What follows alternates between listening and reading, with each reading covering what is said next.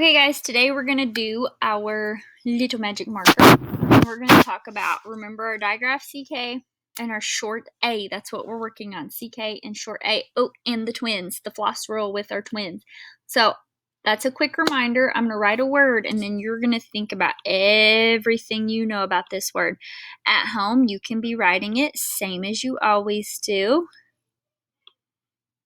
You write that word at home. Okay, here's my word. I am not going to read it to you, and I know a lot of you already know how to read it, but before you read it, we're going to decode it. So, the thing that I noticed about this word is it had a digraph CK. Remember, those are two letters that cannot be pulled apart. You'll cut his feet off, he'll bleed, he'll be really sad, he'll have to walk on his knees. It's bad juju. So, the CK goes together. That's why they get one line under them. They can't be pulled apart. They say k.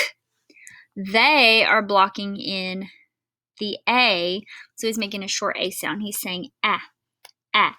So your word is, read it with me, it has three sounds. Even though it only has four letters, it has three sounds. Here we go. B, ack, b, ack. What's your word? Right, it's back, back. So I'm going to erase it. That was an example of our digraph CK, and it also had a short vowel A sound. Let's work on another rule that we've just learned.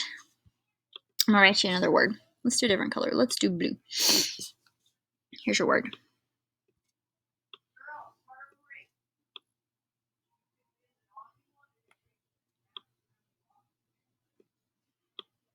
Okay, so you guys write that down at home. If you need to pause me, pause me. Go ahead and put anything on here that you know about this word. You can code it. I'm going to go ahead and code it, so if you're not ready to see it yet, pause me. So this word, excuse me, whew, maybe I need another cup of coffee this morning. I'm sleepy. So this word has twins on the end. So remember, the first twin does all the talking and the second one doesn't slow anything. Make sure you watched my video yesterday all the way to the end, because I had a surprise where I brought my twin in and I did talking and the other twin didn't say anything. And I'll give you a hint. My twin was a kid here at school, and a lot of you know him. So go check that video out.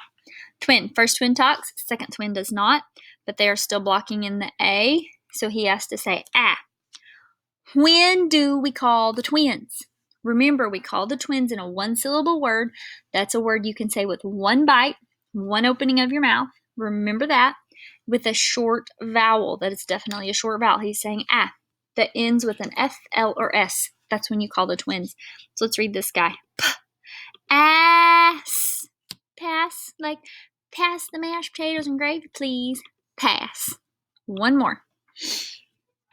We're going to have a little bit of a review with this one. Let's see. Nope, hang on. I don't want to do that one. I changed my mind. I have a different one. Bear with me. Here we go.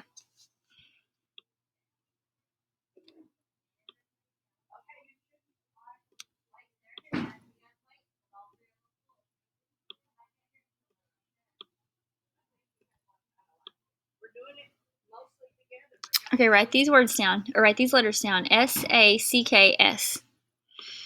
Now code anything you know about this word. If you need to pause me, go ahead and pause me and wait just a minute. All right, so let's talk about this word. You have, first of all, a digraph CK. And now I know you guys are going to say, but Miss Thompson, CK comes at the end of the word. He's not at the very end. He has an S in his way. And guess what? I have an answer for that. What do we do with suffix S? You box him up.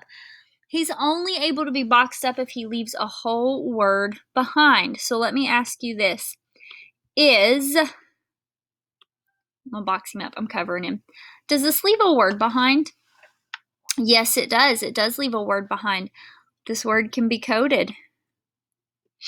Now, CK comes at the end of a word, and this is where I'm going to put an or at the end of a base word. A base word is what is left when you take a suffix like S off and you send him to France to climb the Eiffel Tower and not fall off, we hope. So when you send S off on vacation and we cover him up, You can only cover him up and send him off on vacation if he is leaving a word behind. Okay, and he did leave a word behind. This word says sack, like you carry your groceries in a sack. That's a word. So he can go on vacation. That leaves digraph CK at the end of the base word. So it doesn't matter if S comes back and we have more than one sacks. CK is still at the end of this word. S comes and goes, but CK is there for good at the end of the word, doing his job, doing what he needs to do. And S shows up when there's more than one, and he goes on vacation when there's only one. So if you go to the store and you don't buy very many groceries, say you just buy some chocolate milk, you only need one sack. Boom.